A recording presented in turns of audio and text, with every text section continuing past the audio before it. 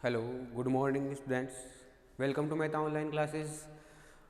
पिछली क्लास में हम टेक्सोनॉमी के बारे में पढ़ रहे थे। ठीक है, टेक्सोनॉमी कीज़ हमने पढ़ ली थी, जो बायोडाइवर्सिटी इंडेक्सेस थे वो हमने पढ़ लिए थे, ये सारी चीज़ें हमने पढ़ ली।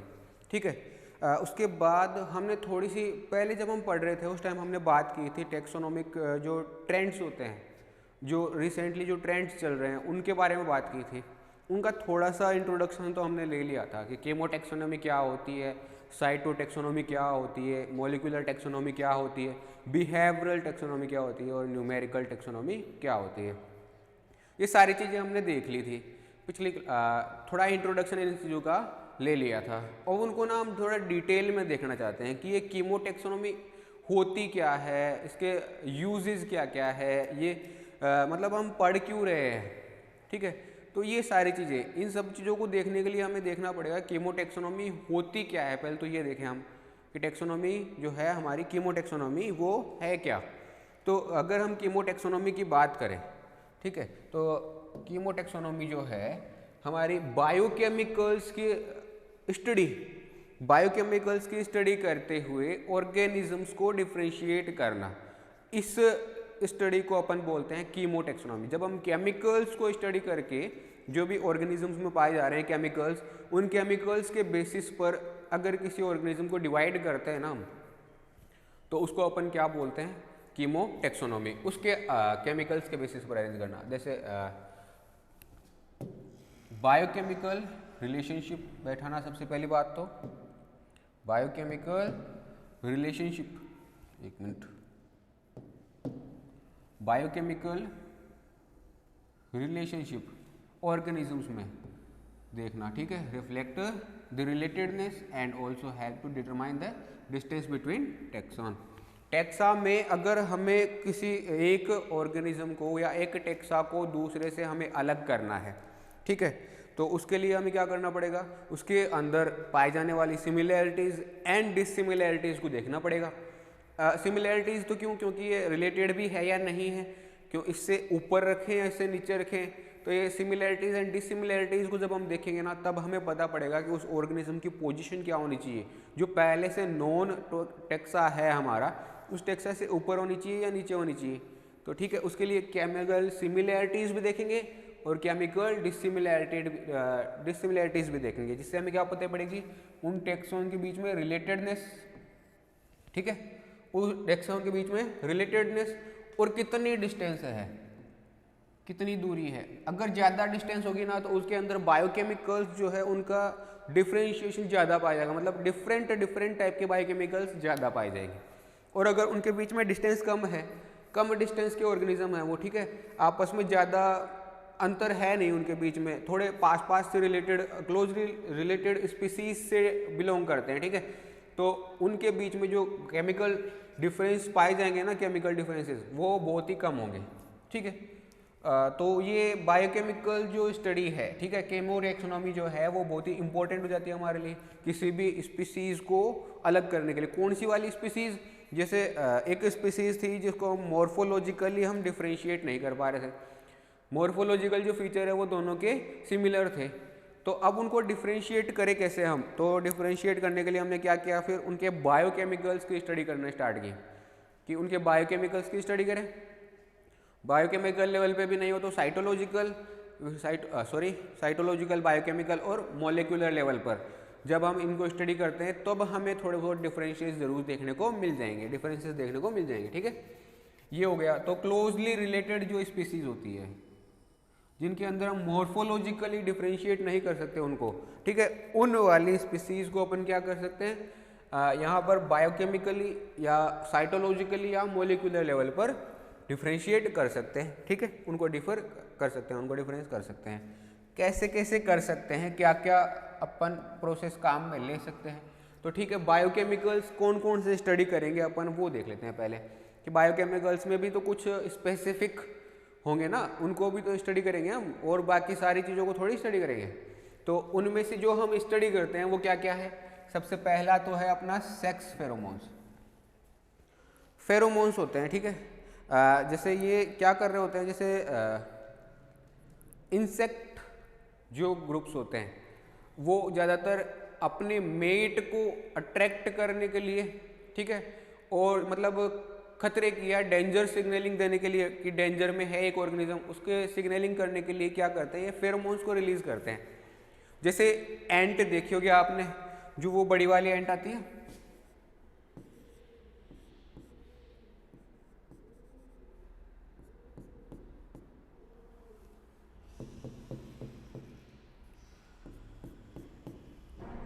बड़ी वाली जो एंट आती है, ठीक है, उसके अंदर क्या होता है कि जब उसको कोई छूता है या पकड़ लेता है, ठीक है, तो वो क्या करती है, फेरोमोन्स रिलीज कर देती है। जब हम उसको पकड़ लेते हैं हाथ में तो हाथ में बदबू आने लगती है थोड़े टाइम के लिए।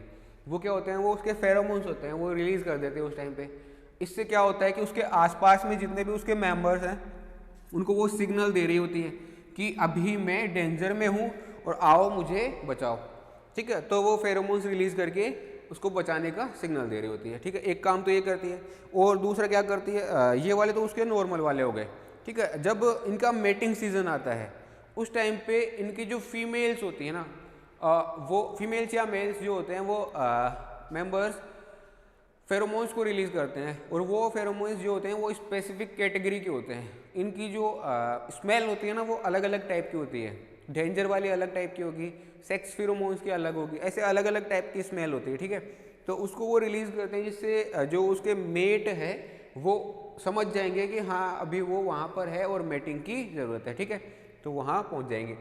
ये हो गए अपने कौन से वाले फेरोमोन्स, सेक्स फेरोमोन्स, जो क्या कर रहे होते हैं, मेट को अट्रैक्ट करने के लिए रिलीज किए जाते हैं। तो ये डिफरेंट डिफरेंट टाइप के होते हैं, अलग अलग स्पीसीज में अलग अलग टाइप के होंगे, ठीक है। तो इसीलिए इसको अपन स्टडी करके उन स्पीसीज को क्या कर सकते हैं, डिफरेंशिएट कर सकते हैं।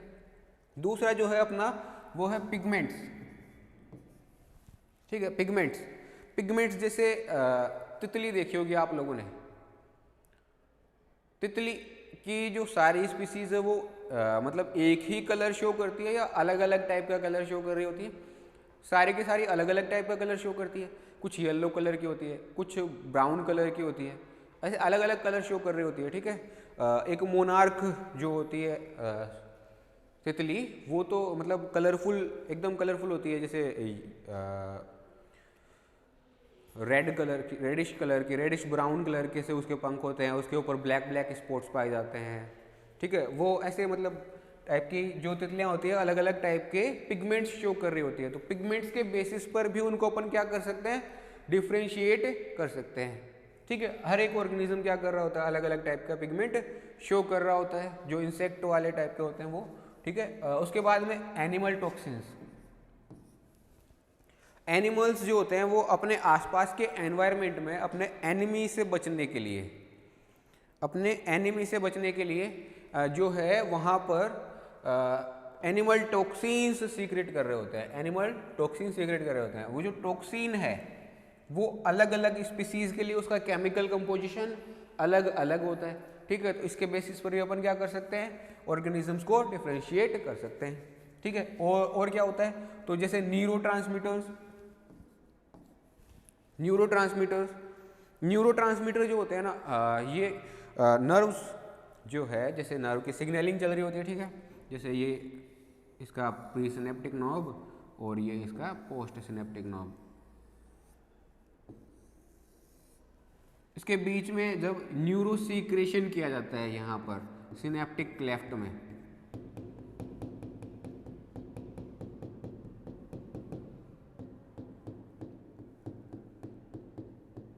इस जो प्रीसिनेप्टिक नॉब है उसके द्वारा जो न्यूरो सीक्रेट किया जाता है, न्यूरो ट्रांसमीटर सीक्रेट किया जाता है, ठीक है, वो अलग अलग टाइप का होता है, अलग अलग स्पीसीज में वो वेरी कर रहा है, ठीक है।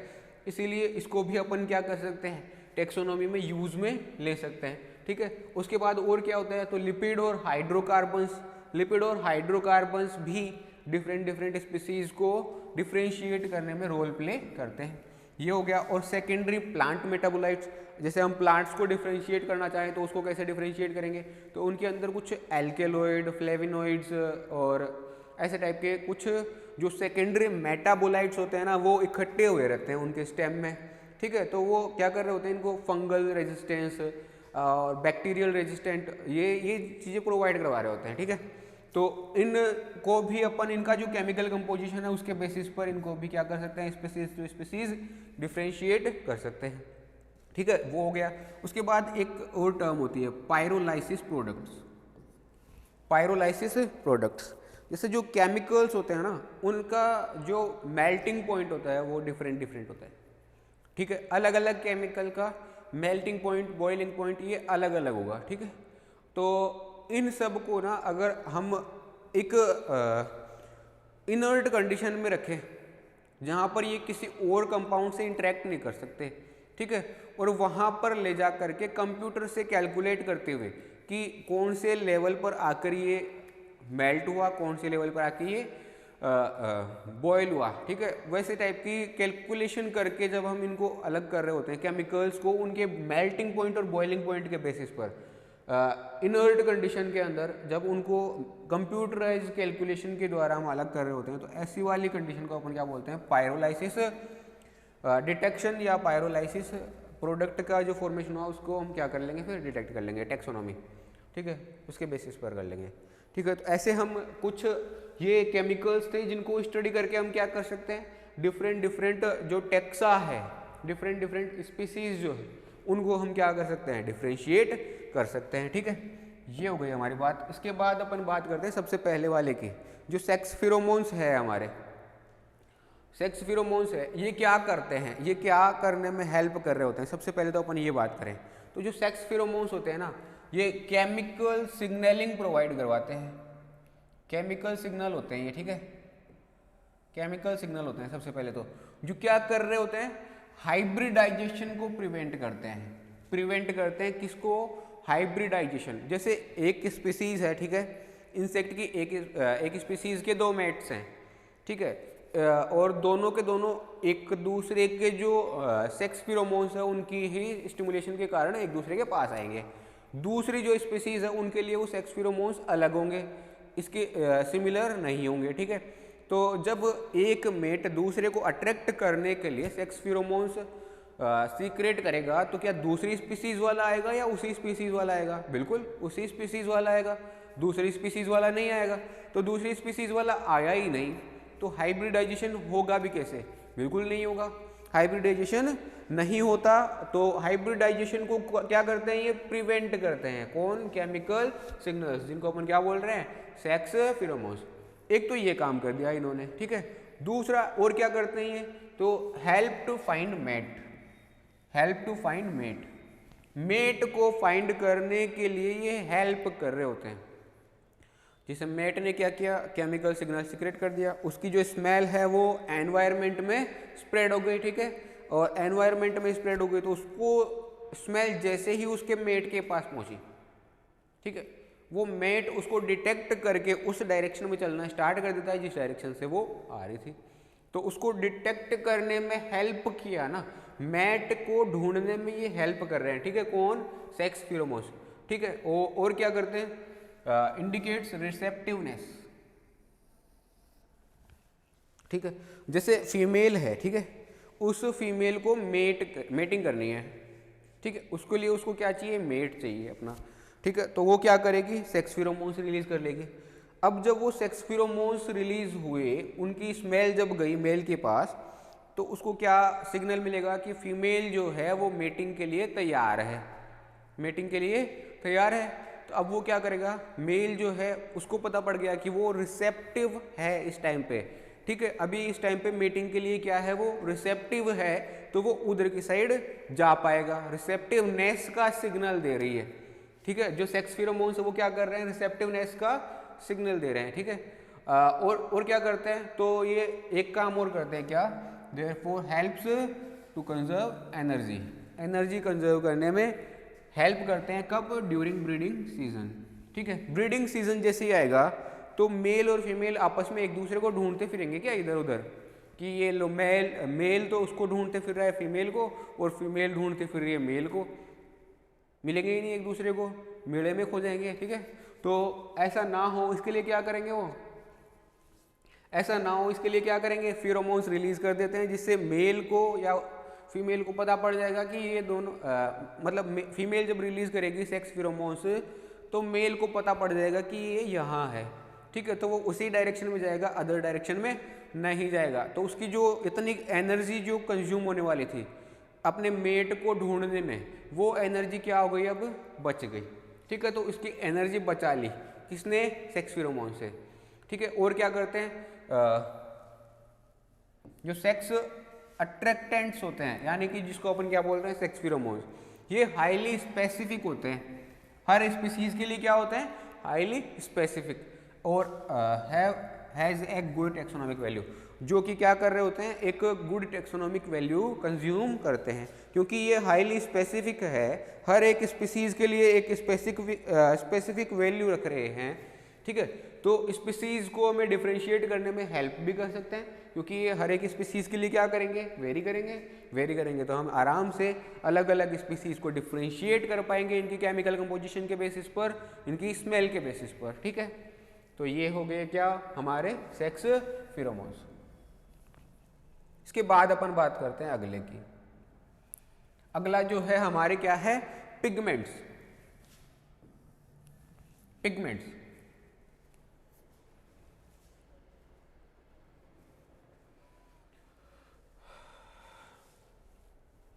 जो पिगमेंट्स जो होते हैं ना, वो ऑर्गेनिज्म में मॉर्फोटेक्सोनोमी का पार्ट होते हैं, मॉर्फोटेक्सोनोमी का पार्ट होते हैं। अगर हम पिगमेंट के स्टडी करने जा रहे हैं, ठीक है, तो वो पिगमेंट जो है उसके बॉडी कलर में शो होगा, किसी भी ऑर्गेनिज्म के बॉडी कलर में शो होगा। अलग अलग स्पीसीज के लिए जो पिगमेंटेशन है, पिगमेंट का पैटर्न है, वो क्या हो जाएगा, चेंज हो जाएगा। तो उसकी स्टडी अपन कर रहे हैं मॉर्फो टेक्सोनोमी के अंतर्गत, या मॉर्फो टेक्सोनोमी के अंदर हम क्या करते हैं, पिगमेंट्स की स्टडी करते हैं। तो पिगमेंट्स जो है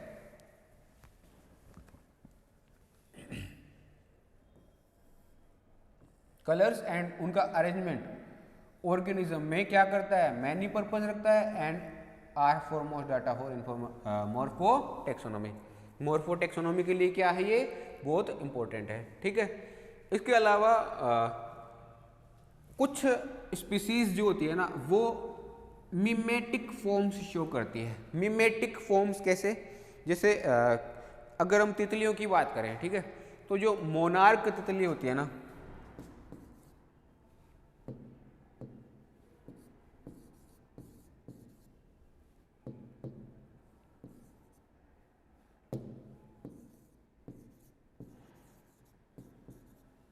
ये क्या हो रहा है, मोनार्क तितली जो होती है ना, ठीक है, वो दिखने में बड़ी सुंदर दिखती है, पर अगर उसका प्रीडेटर उसको कंज्यूम करता है तो ठीक है, उसका जो टेस्ट होता है ना, वो बहुत ही बेकार होता है, उसको कोई खाना पसंद नहीं करता, ठीक है। तो इसीलिए टेस्ट की वजह से उसको कोई खाना पसंद नहीं करता। बट कोई अदर स्पीशीज़ है, ठीक है, उसका टेस्ट ठीक है, पर उसने क्या किया कि इसके जैसा कलर अडेप्ट कर लिया। मोनार्क जो तितली है अपनी, मोनार्क बटरफ्लाई जो है, उसके जैसा कलर अडेप्ट कर लिया। अब उसका प्रेडेटर अगर उसको देखेगा तो वो क्या सोचेगा कि ये तो क्या है, वो मोनार्क मछली है, इसको खाते ही तो क्या हो जाएगा, मुंह खराब हो जाएगा, मतलब इसका तो टेस्ट ही अच्छा नहीं है, इसको तो नहीं खाना, ठीक है। तो वो क्या कर दिया, उसने बचा लिया उसको, किसने, उसके कलर ने। तो ऐसे कुछ स्पीसीज क्या करती है कि अपना कलर चेंज कर लेती है और दूसरे के जैसे दिखने लगती है, उनको अपन बोलते हैं मिमेटिक फॉर्म्स, ठीक है। वो जो मिमेटिक फॉर्म्स है ना, ये कभी कभी क्या करती है, कन्फ्यूजन पैदा कर देती है,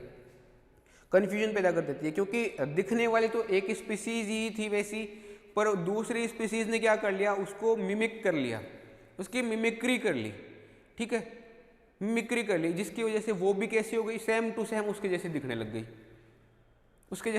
गई, तो अब उसको क्या हम डिफ्रेंशिएट कर सकते हैं क्या, नहीं, उसको डिफ्रेंशिएट नहीं कर पाएंगे, क्योंकि वो क्या करेगी, अब कन्फ्यूजन हमारे पैदा करेगी। पर उसका साइज जो है वो वेरी करेगा, उसका साइज और उसके अपेंडेक्स वगैरह को जब हम देखेंगे तो हमें पता पड़ेगा कि ये जो है वो थोड़ी अलग डिफरेंट स्पीसीज है, और ये मोनार्क वाली थोड़ी अलग डिफरेंट स्पीसीज है। बस वो क्या कर रही है, कलर सेम शो कर रही है, तो वो कन्फ्यूजन क्रिएट करती है, बट हम उनको डिफ्रेंशिएट कर सकते हैं कलर के बेसिस पर नहीं, फिर उनको अलग बेसिस पर हम डिफ्रेंशिएट करेंगे, ठीक है। तो उसके अलावा और क्या होता है, कभी कभी क्या होता है कि टेम्परेरी चेंजेस आ जाते हैं, जैसे जैसे एज जब बढ़ती जाती है ऑर्गेनिज्म की, तो एज बढ़ने के साथ साथ उसके कलर में टेम्परेरी चेंजेस आ जाते हैं। टेम्परेरी चेंजेस से क्या होगा कि मतलब जो उसका नेचुरल कलर था वो थोड़ा अब क्या हो गया, मॉडिफाई हो गया। मॉडिफाई हो गया तो अब भी हमें क्या होगा, फिर कन्फ्यूजन क्रिएट हो जाएगा। कन्फ्यूजन क्रिएट होगा तो उसको हम थोड़ा मतलब थोड़ा और डिटेल में स्टडी करना पड़ेगा उसको क्लासीफाई करने के लिए, ठीक है। और कभी कभी क्या होता है कि जो कलर पैटर्न्स होते हैं वो क्या कर रहे होते हैं, एक सिंपैट्रिक स्पीसीज में, जैसे एक स्पीसीज एक ही जगह पर दो टाइप की स्पीसीज पाई जा रही है और दोनों जो है वो एक ही एंसेस्टर से डेवलप हुई है, ठीक है।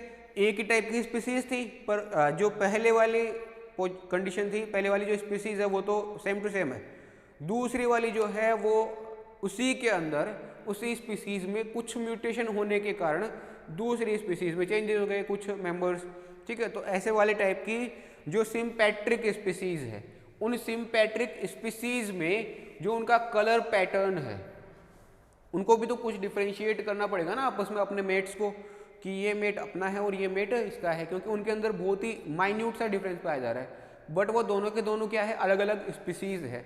तो उनको कलर पैटर्न अपना चेंज करना पड़ेगा जिससे कि वो अपने मेट को पहचान सके, नहीं तो वो अपने मेट को नहीं पहचान पाएगी, ठीक है। तो मेट को पहचानने के लिए वो क्या करेंगे, कलर पैटर्न को चेंज कर लेते हैं और उस कलर पैटर्न की हेल्प से वो अपने आइडेंटिफाई कर पा रहे होते हैं मेट को और उस मेट का सिलेक्शन कर पा रहे होते हैं, ठीक है, सिंपैट्रिक स्पीसीज के अंदर, ठीक है। और ये जो कलर वाले कलर प्रोडक्शन जो है, जो कलर प्रोडक्शन है, ये वाले जो कंपाउंड्स है, ठीक है, ये क्या होते हैं, मॉलिक्यूल्स होते हैं, बायोमॉलिक्यूल्स, जो कि टेक्सोनोमिक रिसर्च के लिए बहुत ही इम्पोर्टेंट होते हैं। टेक्सोनोमिक रिसर्च के लिए बहुत ही इम्पोर्टेंट है, क्योंकि ये डिफरेंट स्पीसीज को कलर के बेसिस पर, कलर पैटर्न के बेसिस पर और मॉर्फोलॉजी के बेसिस पर डिफरेंट करने का काम कर रहे होते हैं। क्योंकि अपन इसमें कलर को किस में स्टडी करते हैं, मॉर्फोलॉजी में, मॉर्फोटेक्सोनॉमी में, इसलिए इसको हमने क्या कह दिया, मॉर्फोलॉजी को डिफरेंट करके, मॉर्फोलॉजी को डिफरेंशिएट करके अलग अलग स्पीसीज को डिफरेंशिएट करने में क्या कर रहे होते हैं, हमारी हेल्प कर रहे होते हैं। इसलिए ये क्या है, बहुत ही इम्पोर्टेंट कैरेक्टर है, कौन, पिगमेंट, ठीक है। ये बात हो गई। उसके बाद हम बात करते हैं अगले की, तो ये तो हो गए हमारे पिगमेंट्स। उसके बाद लिपिड एंड हाइड्रोकार्बन्स की अपन अगर बात करें, लिपिड एंड हाइड्रोकार्बन्स की अगर अपन बात करें, तो जो जैसे हाइड्रोकार्बन कंपाउंड्स होते हैं वो क्या होते हैं, मतलब डिफरेंट टाइप की स्ट्रक्चर्स को फॉर्म करने का काम करते हैं। जैसे उसमें से हम एक की बात कर लें, लिपिड्स एंड हाइड्रोकार्बन के रोल से जो बना है वो है अपना क्यूटिकल, ठीक है। ये क्यूटिकल जो होता है ना, वो इंसेक्ट्स और जितने भी आर्थ्रोपोडियन स्पीसीज है उनके ऊपर जो है एक्सोस्केलेटन बनाने का काम करता है। काइटिन की, क्यूटिन की बनी हुई जो लेयर है, ठीक है, क्यूटिकल की बनी हुई जो लेयर है वो क्या कर रही होती है, एक्सोस्केलेटन बनाने का काम करती है, जिससे क्या होता है, उनके जो बॉडी से वाटर लॉस होता है, उस वाटर लॉस को प्रिवेंट करते हैं, ये वाटर लॉस को प्रिवेंट करते हैं, ठीक है। एक तो क्या काम किया इन्होंने, वाटर लॉस को प्रिवेंट कर दिया, ठीक है। उसके बाद और क्या कर रहे होते हैं, तो जेंडर रिकॉग्निशन में भी हेल्प कर रहे होते हैं। जो ये क्यूटिकल जो है ये डिफरेंट टाइप की शेप बना रही होती है बॉडी के ऊपर, डिफरेंट टाइप की शेप बना रही होती है, ठीक है। तो उससे क्या होगा कि वो जेंडर को रिकॉग्नाइज कर पा रहेंगे हम। जैसे जो कभी कभी क्या होता है कि इंसेक्ट में जो फीमेल होती है, ठीक है, उनकी जो बैक होती है वो राउंड शेप की होती है और मेल जो होती है उसकी पॉइंटेड शेप की होती है, ऐसे, ठीक है। तो ये जो डिफरेंट स्ट्रक्चर्स पाई जा रही है ना, इनका फॉर्मेशन का काम भी कौन करवा रही है, क्यूटिकल। तो जेंडर रिकॉग्निशन में भी क्या कर रही होती है, हेल्प कर रही होती है, ठीक है। और जो मेंबर्स होते हैं कॉलोनी के, डिफरेंट मेंबर्स होते हैं, जैसे एक बी कॉलोनी की हम बात करें, ठीक है, तो जो बी कॉलोनी है, हनी बी कॉलोनी है, उसके अंदर वर्कर्स, ड्रोन्स और क्वीन, ये तीन टाइप के कैटेगरीज पाई जाती है, ठीक है। जो वर्कर्स हैं वो उनको हम क्वीन एंड ड्रोन से कैसे डिफ्रेंशिएट करें। तो उनको जो डिफ्रेंशिएशन में हेल्प कर रही होती है वो कौन करती है, उनकी मॉर्फोलॉजी। और मॉर्फोलॉजी में ऊपर की तरफ उनके स्ट्रक्चर को बनाने में जो मेन रोल प्ले करती है वो कौन करती है, उनकी क्यूटिकल। ठीक है, तो उनको आइडेंटिफाई करने में भी क्या कर रही है, हमारी हेल्प कर रही है, कौन, क्यूटिकल। ठीक है, और क्या करती है, जो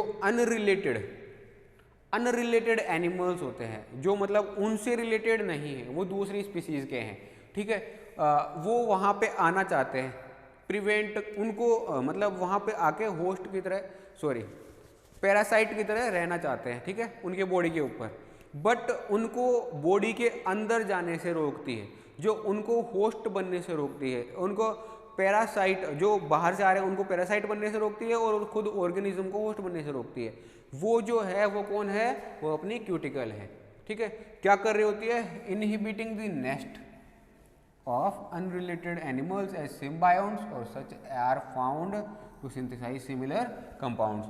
जो सिमिलर कंपाउंड्स सिंथेसाइज कर रहे होते हैं उनको, और जो सिम्बायोंट बनने चाहते हैं, सिम्बायोंट बनना चाहते हैं, उन सबको क्या कर रही होती है, इनहिबिट करती है। ठीक है, और इन चीज़ों को अपन कैसे क्या स्टडी कर सकते हैं, तो इनको एक्सट्रैक्ट करना बहुत ही आसान काम होता है। कैसे, क्रोमेटोग्राफी की हेल्प से हम क्या कर सकते हैं, इनको इजीली एक्सट्रैक्ट कर सकते हैं, क्रोमेटोग्राफिकली इनको क्या कर सकते हैं, हम एक्सट्रैक्ट कर सकते हैं। ठीक है, और जो क्रोमेटोग्राफिकली हम इनको जब डिफ्रेंशिएट करेंगे, ठीक है, तो ये बहुत सारी सिमिलैरिटी भी शो करेंगे और बहुत सारी डिसिमिलैरिटी भी शो करेंगे। उन सिमिलैरिटी और डिसिमिलैरिटीज़ के कारण हम क्या करेंगे, रिलेटेड स्पीसीज़ को भी पहचान सकते हैं कि ये वाली जो है, जो सिमिलैरिटी शो कर रही है वो तो क्या हो गई, रिलेटेड स्पीसीज़, और जो सिमिलैरिटी शो नहीं करेगी वो क्या हो गई, मतलब अनरिलेटेड स्पीसीज़ या डिफरेंट स्पीसीज़। ठीक है, और क्या करते हैं, तो ये क्रिप्टिक स्पीसीज़ जो होती है, क्रिप्टिक स्पीसीज जो होती है ना, उनको सेपरेट करने में भी हेल्प कर रहे होते हैं। क्रिप्टिक स्पीसीज कैसे, क्रिप्टिक स्पीसीज ऐसी स्पीसीज जो क्या कर रही होती है, मतलब छुप के रहती है, ठीक है, वो क्या करेगी, जैसे जो अदर स्पीसीज है उसके जैसा कलर बना लेगी, अपनी मॉर्फोलॉजी क्या कर लेगी, उसके जैसे दिखा लेगी, उससे बस थोड़ा सा या तो थोड़ा सा डिफरेंट पाया जाएगा, डिफरेंस थोड़ा सा ही पाया जाएगा, या बिल्कुल भी डिफरेंस नहीं पाया जाएगा, जिससे क्या होगा कि हम पहचान ही नहीं पाएंगे कि यहाँ पे कोई अदर स्पीसीज है या नहीं है। तो अब हम उसको डिफ्रेंशिएट कैसे करें, तो उसके ऊपर जो लिपिड एंड हाइड्रोकार्बन्स के जो कंपाउंड्स पाए जा रहे हैं, ठीक है, उनको हम लेते हैं, उनको बायोकेमिकल स्टडी करते हैं, उनको बायोकेमिकल लेवल जो है उनका, बायोकेमिकल कंपोजिशन जो है उनका, वो क्या होगा, डिफरेंट होगा, अलग अलग स्पीसीज में डिफरेंट होगा, तो फिर हम उसको क्या कर लेंगे, अलग कर लेंगे। तो उस जो क्रिप्टिक स्पीसीज है उनको डिफरेंशिएट करने में हमें कौन हेल्प कर रहा है, तो लिपिड और हाइड्रोकार्बन कंपोजिशन ऑफ एनिमल, ये हमें हेल्प करता है। ठीक है, उसके बाद अपन बात करते हैं एनिमल टॉक्सिन्स की। एनिमल टॉक्सिन्स ऐसे टॉक्सिन्स जो एनिमल अपने सेल्फ डिफेंस में रिलीज करता है, एनिमल अपने सेल्फ डिफेंस में रिलीज करता है, वो वाले जो कंपाउंड्स हैं उनको अपन क्या बोलते हैं, एनिमल टॉक्सिन्स। क्योंकि ये ना जैसे कोई या तो सेल्फ डिफेंस में रिलीज करेगा, या कब रिलीज करेगा, जैसे स्कॉर्पियन की अपन बात करें, ठीक है, तो स्कॉर्पियन जो है ना, वो जब अपने प्रे को पकड़ता है,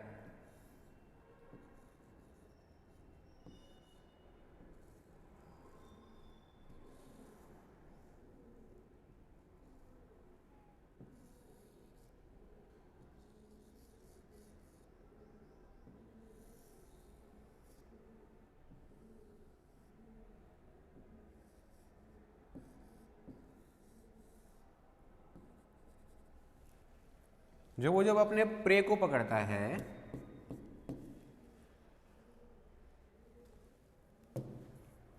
वो जब अपने प्रे को पकड़ता है, ठीक है, तो प्रे को जब पकड़ता है तो उसको किल करने के लिए अपनी जो टेल है, ठीक है, उसके ऊपर कुछ स्पाइंस पाए जाते हैं। उन स्पाइंस की हेल्प से जो है टॉक्सिक एलिमेंट्स उस प्रे के अंदर रिलीज करता है, प्रे को पकड़ता है अपने कीलेट लेग्स की हेल्प से, उस कीलेट लेग की हेल्प से पकड़ करके और टेल की सहायता से, टेल की हेल्प से उसके अंदर वेनम इंजेक्ट कर देता है, वेनम या जहर इंजेक्ट कर देता है, ठीक है। तो वो क्या होगा, एक तरह से टॉक्सिक एलिमेंट्स, एनिमल टॉक्सिन्स जो उसने रिलीज किए किसके अंदर, अपने प्रे के अंदर, जिससे क्या होगा, प्रे मर जाएगा और मरने के बाद उसको क्या कर लिया जाएगा, कंज्यूम कर लिया जाएगा, ठीक है। तो एक तो ये काम कर सकता है अटैक करने के लिए, किसके ऊपर, कैप्चर करने के लिए प्रे को, attack and capture of prey, या फिर क्या कर सकता है, सेल्फ डिफेंस में रिलीज करता है, ठीक है। ये 2-3 टाइप के काम करने के लिए जो है कोई भी एनिमल क्या करता है, एनिमल टॉक्सिन्स रिलीज करता है, एनिमल टॉक्सिन्स रिलीज करता है। ये जो है रिसर्च और मेडिसिन के लिए ये जो प्रोडक्ट्स हैं, ये जो प्रोडक्ट्स हैं, ठीक है, ये क्या होता है, वाइग्रस रिसर्च एंड मेडिसिन, मेडिसिन के लिए बहुत ही ज़्यादा इम्पोर्टेंट होते हैं, ठीक है। और टैक्सोनॉमी में भी हेल्प कर रहे होते हैं। 3 चीज़ों में इन्होंने हेल्प की, एक तो मेडिसिन के फॉर्मेशन में, सबसे पहला तो क्या काम किया,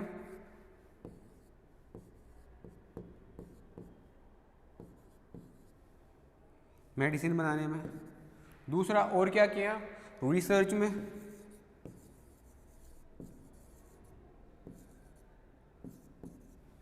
ठीक है, और क्या किया, तीसरा अपना काम कर रहे हैं टैक्सोनॉमी में हेल्प कर रहे हैं, हेल्प इन टैक्सोनॉमी।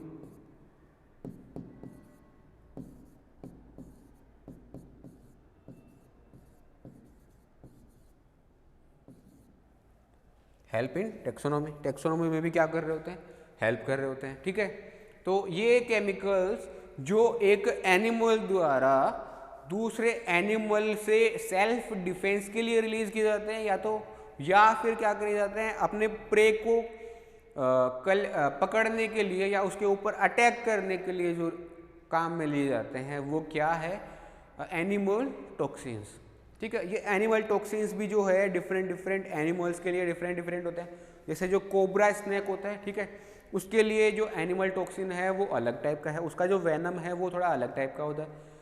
उसी के अलावा दूसरी देखें अपन, जैसे क्रेट जो स्नेक होता है उसके अंदर जो है एनिमल टॉक्सिन अपना अलग टाइप का होता है। कोई जैसे हीमोटॉक्सिन, न्यूरोटॉक्सिन, ऐसे टाइप के अलग अलग टाइप के टॉक्सिन्स पाए जाते हैं, ठीक है। वो जो टॉक्सिन्स है, उन टॉक्सिन्स के बेसिस पर भी अपन क्या कर सकते हैं, स्पीसीज को डिफरेंशिएट कर सकते हैं। तो एनिमल टॉक्सिन भी क्या कर रहे होते हैं, हेल्प कर रहे होते हैं एक स्पीसीज को दूसरे से डिफरेंशिएट करने में। और क्या होते हैं, तो secondary plant metabolites, secondary plant metabolites, ये जो सेकेंडरी मेटाबोलाइट्स वो होते क्या है, सबसे पहले तो अपन ये जान लेते हैं। सबसे पहले देखो, जब प्लांट ग्रोथ कर रहा होता है तो सबसे पहले जो बनते हैं प्राइमरी प्रोडक्ट्स जो बनते हैं उनको अपन बोलते हैं primary metabolites.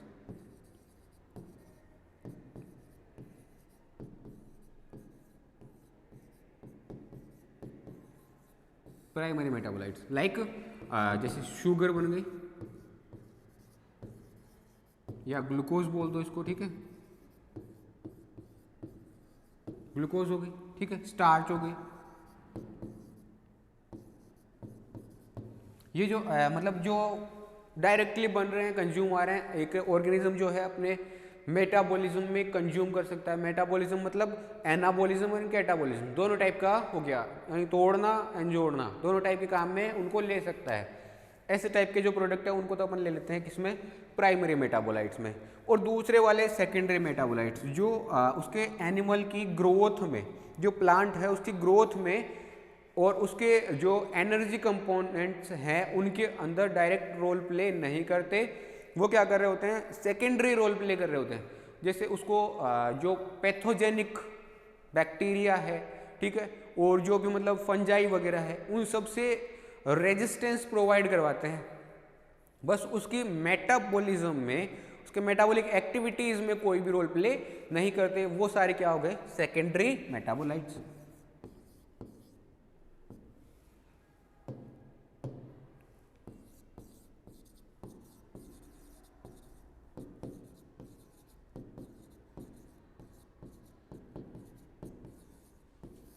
Secondary metabolites, primary metabolites जो डायरेक्ट रोल प्ले करते हैं मेटाबॉलिज्म में, और सेकेंडरी मेटाबोलाइट्स जो डायरेक्ट रोल प्ले नहीं करते, यानी कि वो क्या कर रहे होते हैं, उस ऑर्गेनिज्म को इम्यूनिटी प्रोवाइड करवाने का काम करते हैं, बट मेटाबॉलिज्म में कोई हेल्प नहीं कर रहे होते, उनको अपन क्या बोल देते हैं, सेकेंडरी मेटाबोलाइट्स।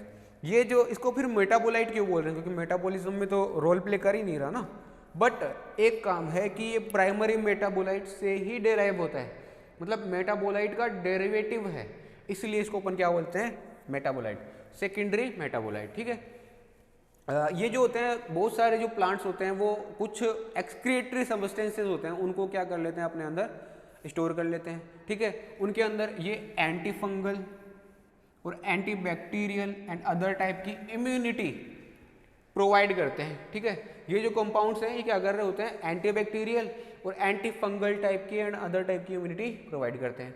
ठीक है, ये होते क्या है, तो ये वेस्ट सब्सटेंसेस होते हैं, वैसे कोई काम के नहीं है, बट ये बस ओनली क्या कर रहे होते हैं, एक एंटी फंगल और एंटी बैक्टीरियल जो प्रॉपर्टी है वो प्लांट को प्रोवाइड कर रहे होते हैं, और बाकी कोई काम के नहीं है। ठीक है, ये जो केमिकल्स होते हैं ये टेक्सोनोमी में बहुत इंपॉर्टेंट रोल प्ले कर सकते हैं। इनका अलग अलग स्पीसीज में जो सेकेंडरी मेटाबोलाइट्स होते हैं वो अलग अलग टाइप के होते हैं, इसलिए वो जो है टेक्सोनोमी में बहुत इंपॉर्टेंट रोल प्ले कर सकते हैं। ये होते क्या है, ठीक है, ये होते कौन कौन से हैं, तो कुछ तो होते हैं फ्लेवोनॉइड्स, ठीक है, कुछ होते हैं टर्पीन्स, मोनोटर्पीन, डाइटर्पीन, सेस्क्विटर्पीन वगैरह, ऐसे मोनोटर्पीन हो गए, ठीक है, और डाइटर्पीन हो गए, एंड एल्केलॉइड्स, कुछ होते हैं एल्केलॉइड्स। ऐसे 4 कैटेगरीज में इनको डिवाइड किया है, कौन कौन सी, कुछ फ्लेविनॉइड्स, कुछ टर्पीन्स, कुछ डाइटर्पीन्स और कुछ एल्केलॉइड्स। ठीक है, ऐसे टाइप के जो केमिकल्स होते हैं उनको अपन क्या बोल देते हैं, सेकेंडरी मेटाबोलाइट्स, जो प्लांट में स्टोर करके रखे जाते हैं, बट उसके जो मेटाबॉलिक एक्टिविटीज़ है उसके अंदर कोई हेल्प नहीं करते, उसको इम्यूनिटी प्रोवाइड करते हैं। ठीक है, ये हो गए। उसके बाद अपन बात करते हैं न्यूरोट्रांसमीटर्स की। ठीक है, तो जो प्रिंसिपल कंपाउंड होता है ना न्यूरोट्रांसमीटर्स का, वो तो होता है अपना एसिटाइल कोलिन। ठीक है, प्रिंसिपल कंपाउंड तो क्या होता है, एसिटाइल कोलिन। जो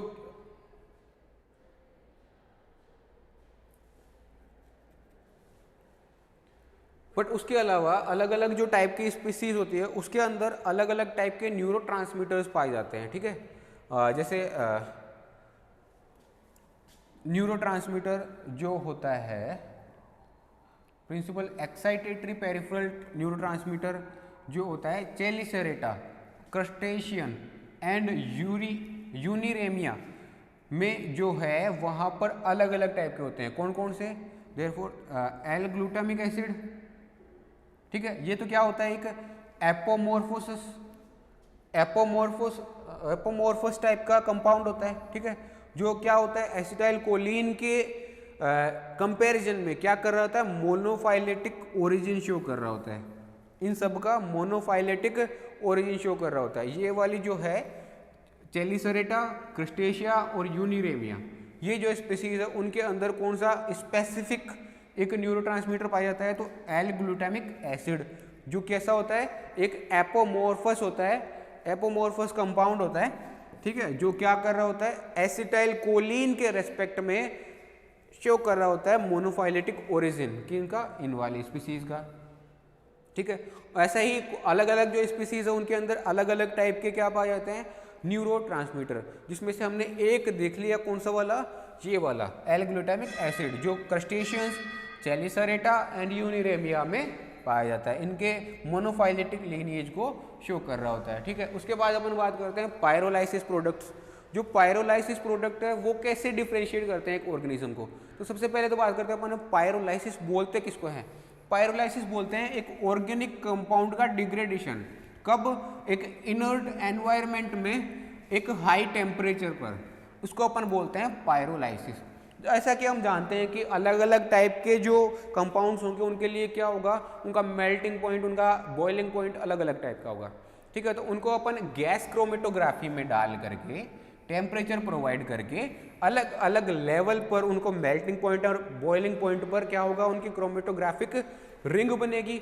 उसके बेसिस पर उनको कंप्यूटराइज्ड करके डिफ्रेंशिएट करना और अननोन स्पीसीज को और टेक्सोनोमिकली मैच करके उसको नोन बनाना, मतलब उसको बारे में जानकारी इकट्ठा करना। ठीक है, तो ये सारी चीज़ें हम किस में पढ़ते हैं, अपने पायरोलाइसिस में। इससे हम क्या कर सकते हैं, तो measure taxonomic distance between species के बीच में जो टेक्सोनोमिक डिस्टेंस पाई जाती है उनको हम डिफ्रेंशिएट कर सकते हैं। और बाकी क्या होता है, माइक्रो बायोलॉजिकल जो स्ट्रेंथ्स पाए जाते हैं उनको आइडेंटिफाई भी अपन कर सकते हैं इस प्रोसीजर के थ्रू। ये सारी थी आज की चीज़ें। आज हमने क्या क्या पढ़ लिया, कीमोटेक्सोनोमी। कीमोटेक्सोनोमी में हमने पढ़ा कि कुछ केमिकल्स होते हैं जिनके बेसिस पर हम अलग कर रहे होते हैं ऑर्गेनिजम्स को। वो केमिकल्स हमने सारे पढ़ लिए थे। कौन से वाले, ये कि जो केमिकल्स होते हैं वो कौन कौन से होते हैं, एक सेक्स फेरोमोन्स होते हैं, एक पिगमेंट्स होते हैं, एक एनिमल टॉक्सिन्स होते हैं, न्यूरोट्रांसमीटर्स होते हैं, लिपिड्स एंड हाइड्रोकार्बन्स होते हैं, सेकेंडरी प्लांट मेटाबोलाइट्स होते हैं और पायरोलाइसिस प्रोडक्ट्स होते हैं।